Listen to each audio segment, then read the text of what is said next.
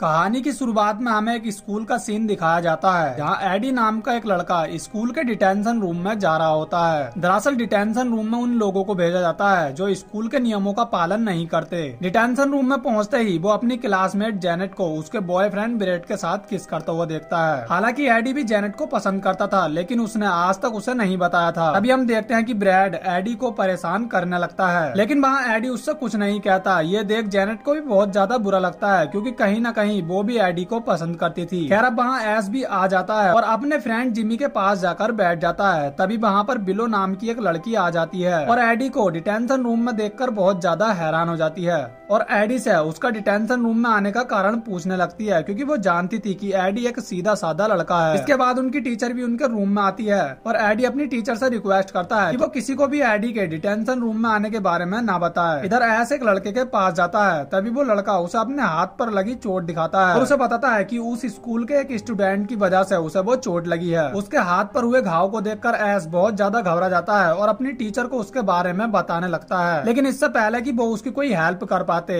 उससे पहले ही वह लड़का एक ज़ॉम्बी की तरह बिहेव करने लगता है जिसे देख सब लोग बहुत ज्यादा डर जाते हैं और जैसे ही टीचर उसके पास आती है वह उस पर अटैक करता है और उसे भी इन्फेक्टेड कर देता है। लेकिन जिमी उसे धक्का देकर नीचे गिरा देता है जिसके बाद सब लोग क्लास टीचर को लेकर रूम से बाहर आ जाते हैं। तभी हम देखते हैं कि उस स्कूल में मौजूद सभी लोग ज़ॉम्बी बन चुके हैं और एक दूसरे को ही मारकर बुरी तरह से खाने लगे हैं। उन्हीं में से कुछ ज़ॉम्बी एडी और उसके साथियों की तरफ भी बढ़ने लगते हैं। इसीलिए सब लोग दोबारा से डिटेंशन रूम में आ जाते हैं क्योंकि इन्हें उसके अलावा कोई सेफ रूम नहीं मिल रहा था। लेकिन अब इनका क्लासमेट ज़ॉम्बी भी उठ जाता है और इनकी तरफ बढ़ने लगता है जिससे डरकर ये लोग प्रिंसिपल रूम में चले जाते हैं जहाँ एडी की नजर उसकी प्रिंसिपल पर जाती है जिसे एक ज़ॉम्बी मारकर बुरी तरह से खा रहा होता है। एडी सबको उसके बारे में बताता है। अब ये लोग समझ जाते हैं कि स्कूल के सभी लोग ज़ॉम्बी बन चुके हैं और हर जगह पर फैल चुके हैं। अब ये सब लोग स्कूल लाइब्रेरी में जाने का डिसाइड करते हैं क्योंकि उस स्कूल की सबसे ज्यादा सेफ जगह लाइब्रेरी ही है। इसके बाद सब लोग ज़ॉम्बी को चकमा देकर किसी तरह लाइब्रेरी में पहुंच जाते हैं और वहाँ के सभी खिड़की और दरवाजों को अच्छी तरह से लॉक कर देते हैं जिससे ज़ॉम्बी वहाँ ना आ सके। इसी दौरान बिलो की नजर टीचर के घाव पर जाती है जहाँ से उसका खून बहुत ज्यादा बह रहा होता है। इसलिए बिलो और जेनेट उसका ब्लड रोकने की कोशिश करती है। अभी उसके खून की कुछ बूंदें जेनेट के ऊपर आ जाती है जिससे जेनेट बहुत ज्यादा डर जाती है लेकिन बिलो उसे समझाती है जिसके बाद जेनेट बिल्कुल शांत हो जाती है। तभी हम देखते हैं कि अब उनकी टीचर भी एक ज़ॉम्बी में बदलने लगी है और इससे पहले कि वह जेनेट पर अटैक कर पाती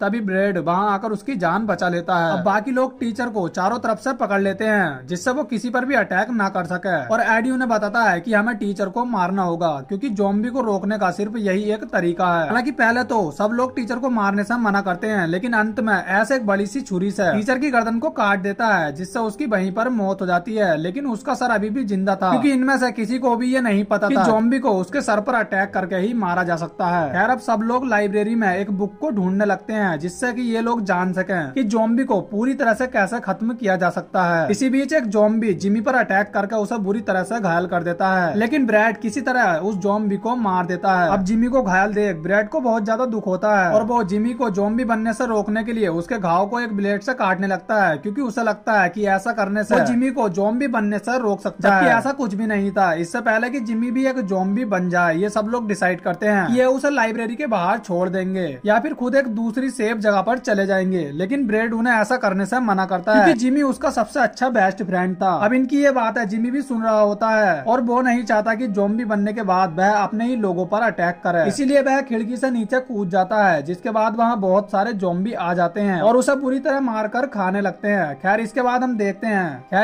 देखते हैं कि जेनेट को टीचर से बचाते समय ब्रैड भी इन्फेक्टेड हो चुका था लेकिन इसके बारे में उसने किसी को भी नहीं बताया था। इधर एस के साथ मिलकर सभी लोग स्मोक करने लगते हैं लेकिन एडी उन्हें समझाता है कि उन्हें ये सब नहीं करना चाहिए लेकिन इनमें से कोई भी उसकी बात नहीं सुनता और ये लोग उसे भी अपने साथ स्मोक कराने लगते हैं। इसके बाद एडी उन सबको अपना डिटेंशन रूम में आने का कारण भी बताता है और कहता है कि स्टडी और काम पर फोकस करने के लिए वह एक ड्रग का इस्तेमाल करता था जिसके बारे में उसकी टीचर को पता चल गया था और इसीलिए वह डिटेंशन रूम में आया था। अब ये सब लोग बातें कर ही रहे होते हैं तभी इन्हें बाहर से कुछ आवाज सुनाई देती है। जब ये लाइब्रेरी के पास जाकर देखते हैं तभी एक ज़ॉम्बी का हाथ बाहर आता है और जेनेट को पकड़ लेता है। हालांकि जेनेट तो किसी तरह खुद को छुड़ा लेती है। इसी दौरान वह एडी को पकड़ लेता है। ये देख बिलो और एस उस ज़ॉम्बी के हाथ को एक टेबल की हेल्प से अलग कर देते हैं जिसकी वजह से वह हाथ ज़ॉम्बी के धड़ से अलग हो जाता है लेकिन वो हाथ अभी भी एडी को पकड़ा हुआ था। जिसके बाद एस उस हाथ को छुड़ाने में एडी की हेल्प करता है और एडी चैन की सांस लेता है। इसके बाद बिलो नोटिस करती है कि एडी जेनेट को पसंद करता है, जबकि जेनेट उस पर बिल्कुल भी ध्यान नहीं देती। इसी बीच बिलो एडी से इसके बारे में पूछने लगती है। तब एडी उससे कहता है कि वो जेनेट को बहुत ज्यादा पसंद करता है, लेकिन आज तक उसने जेनेट को इसके बारे में नहीं बताया। तब बिलो उससे कहती है कि उसे ऐसी लड़की के बारे में नहीं सोचना चाहिए जो उस पर बिल्कुल भी ध्यान ना दे।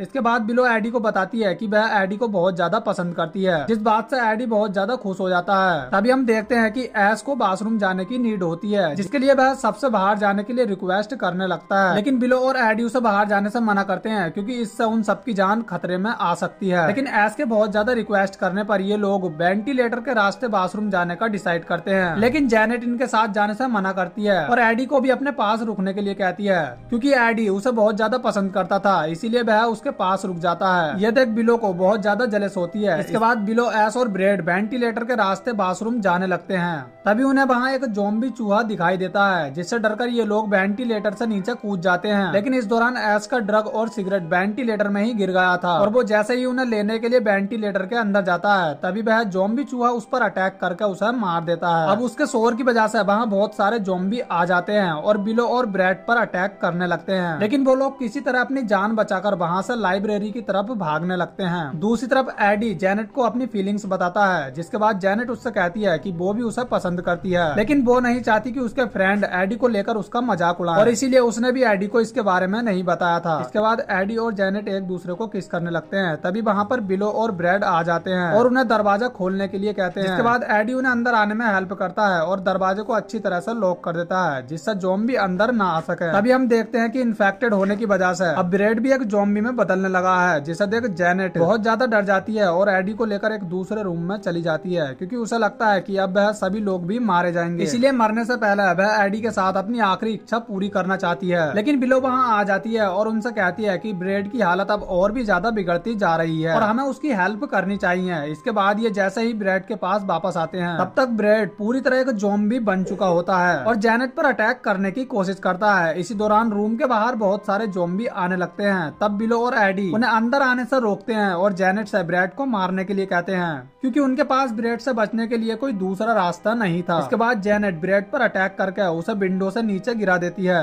अब एडी उन्हें बताता है कि वह ज्यादा देर तक ज़ॉम्बी को नहीं रोक सकते, इसीलिए वह एक प्लान बनाते हैं जिसमें वह उसकी टीचर के कटे हुए जिंदा सर का यूज करेंगे। इसके बाद एडी अपनी टीचर के सर का यूज करके एक फ्रेम बनाता है और जेनेट और बिलो को लेकर वहाँ से जाने लगता है और तीनों अपने पास आने वाले सभी ज़ॉम्बी को मारकर आगे बढ़ने लगते हैं। तभी उन पर जिमी अटैक कर देता है, जो कि अब एक ज़ॉम्बी में बदल चुका था, लेकिन जेनेट और बिलो किसी तरह अपनी जान बचाकर छत के ऊपर चढ़ने लगते हैं। इसी बीच एक ज़ॉम्बी जेनेट को भी काटकर इन्फेक्टेड कर देता है। एडी भी ज़ॉम्बी का सामना करते हुए उनके पास पहुंच जाता है। बिलो देखती है कि जेनेट भी एक ज़ॉम्बी बन चुकी है। जैसे ही ब्रेड एडी पर अटैक करने के लिए आगे बढ़ता है, तभी वह ब्रेड को अपने साथ लेकर नीचे कूद जाती है, जिससे उसके साथ साथ ब्रेड की भी मौत हो जाती है और अंत में बिलो और एडी ही जिंदा बचते हैं। फिर सुबह होते ही वहाँ पर बहुत सारे आर्मी सोल्जर आ जाते हैं और वहाँ मौजूद सभी ज़ॉम्बी को एक एक करके मार देते हैं और इस तरह एडी और बिलो की जान बच जाती है और इसी के साथ ये मूवी यहीं पर एंड हो जाती है।